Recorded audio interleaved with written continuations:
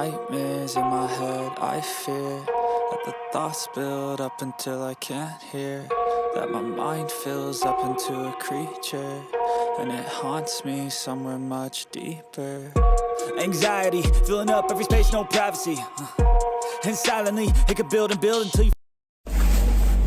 Salam sejahtera Malaysia, denyut nadi suara rakyat bergema di channel ini. Akhirnya yang dinanti-nanti sudah pun diumumkan.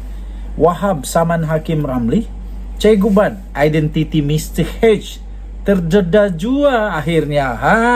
8 Disember. Ramai orang tahu siapa? Ramai orang mau tahu siapa? Sekarang kita tahu.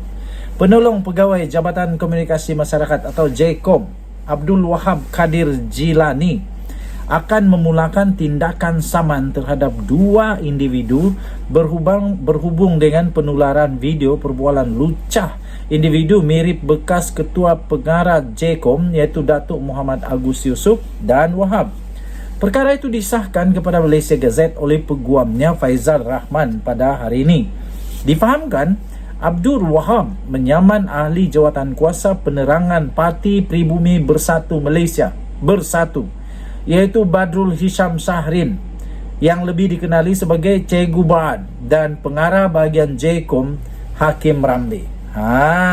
Sekarang kau kena. Anak guam saya telah memberi arahan untuk mengeluarkan surat tuntutan saman kepada 2 individu berhubung penularan video lucah tersebut, katanya. Tambahnya lagi, itu saja yang boleh saya dedahkan. Yang lain-lain kita maklumkan kemudian, katanya ringkas sebentar tadi.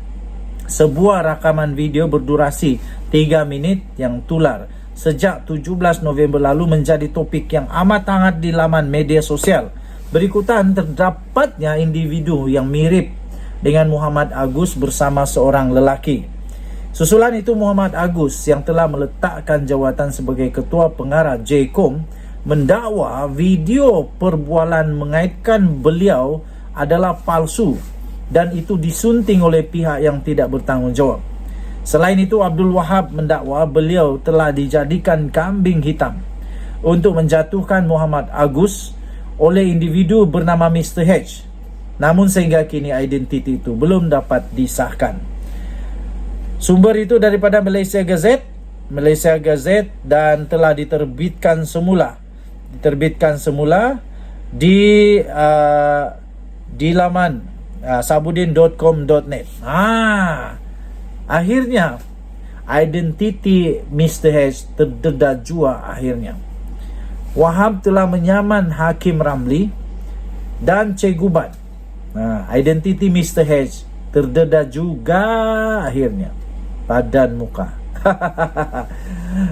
Jadi disahkan penolong pegawai Jabatan Komunikasi Masyarakat yang dikenali sebagai JKOM iaitu Abdul Wahab Kadir Jilani telah pun akan memulakan tindakan saman terhadap 2 orang ini.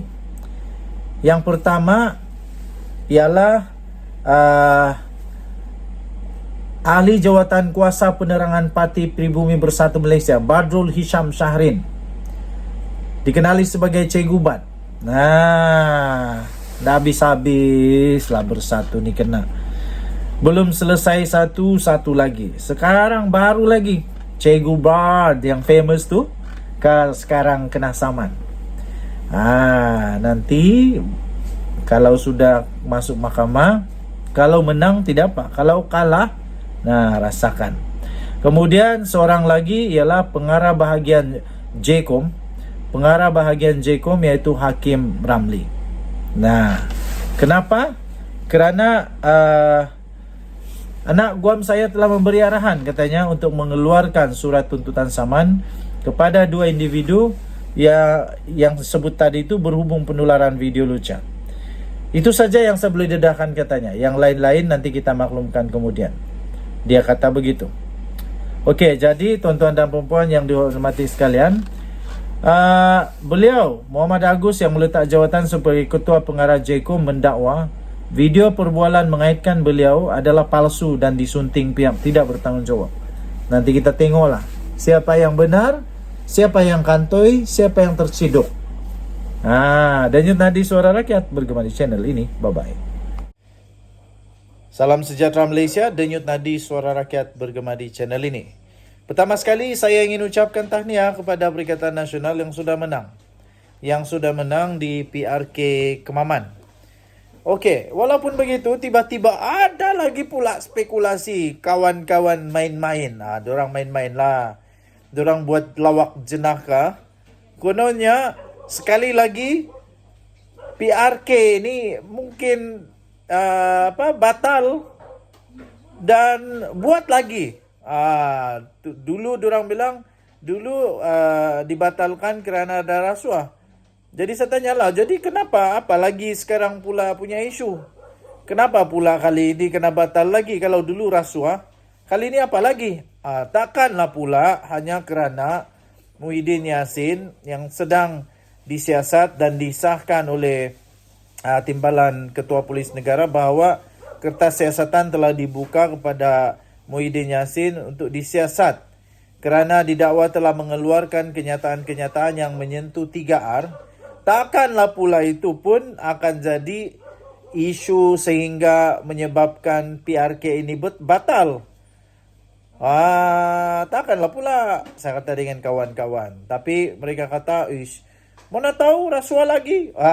Tidaklah. Kali ini saya rasa terbukti bahawa di Kemaman memang Perikatan Nasional kuat. Ternyata semua undian-undian secara terbuka di dalam channel saya yang saya buat untuk PRK Kemaman ini ternyata terpesong tersalah lah. Dan PN bukan saja mengekalkan kemenangan tapi juga telah membuatkan majoriti jauh lebih besar daripada sebelum ini. Jadi bolehlah dikatakan pada ketika ini Kemaman ini adalah kubu kuat Perikatan Nasional, kubu kuat untuk PAS ya. Jadi adakah selepas ini pula Menteri Besar Terengganu ini seperti yang disuarakan oleh Mahathir yang kata dia ini layak jadi Perdana Menteri. Kemudian Muhyiddin pun kata dia ada kualiti menjadi Perdana Menteri. Adakah akan jadi kenyataan? Ataupun kualiti yang Muhyiddin nampak dia itu jadi Perdana Menteri adalah seperti kualiti dia. Yang ramai orang kata dia ini PM gagal. Perdana Menteri gagal Malaysia, Muhyiddin Yassin. Walaupun saya tidak setuju dia gagal, tapi ramai orang cakap dia gagal lah. Kasihan juga kepada Muhyiddin Yassin. Jadi Perdana Menteri yang amat pendek.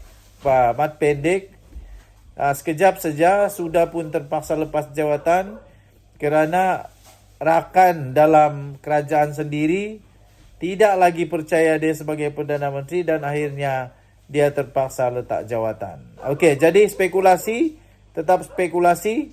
Tapi saya harap spekulasi ini tidak benar. Saya harap spekulasi ini adalah spekulasi yang tidak benar. Kerana jangan lagi lah ada PRK lagi. Jangan lagi, tolonglah. Dan tolonglah jangan lagi ada rasuah dalam pilihan raya. Membazir duit Malaysia, membazir duit negara. Ingat berapa ringgit membuat PRK, ingat sikit-sikit. Kalau PRK punya duit itu dibuat untuk bantu rakyat miskin, berapa ribu orang boleh dibantu? Berapa ramai pelajar-pelajar miskin dapat dibantu. Jadi saya tolak spekulasi ini dan saya juga berharap semoga spekulasi ini tidak benar. Walaupun hanya main-main, lawak jenaka, melawak kawan-kawan buat joke sebenarnya, tapi walaupun joke, saya dengan serius menolak joke ini daripada berlaku kenyataan. Saya tidak setuju kalau ada lagi PRK. Saya tidak setuju kalau ada lagi. Dan harap-harap tiada lagi lah rasuah dari siapa-siapa lah. Tiada lagi rasuah. Hentikanlah rasuah. Kalau main dengan jujur. Kalau main politik yang baik. Jangan buat politik yang berdosa. Tiada guna menang kalau hanya rasuah. Tapi ini terbukti bukan rasuah, boleh menang.